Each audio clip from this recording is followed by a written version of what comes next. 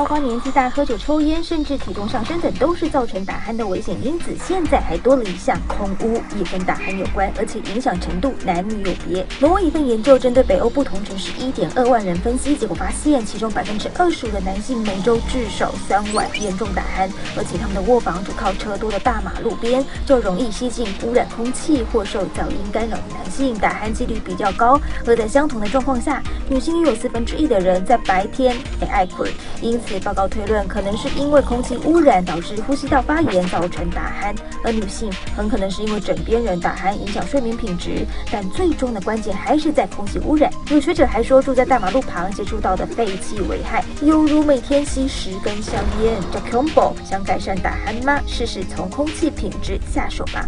国际中心综合报道。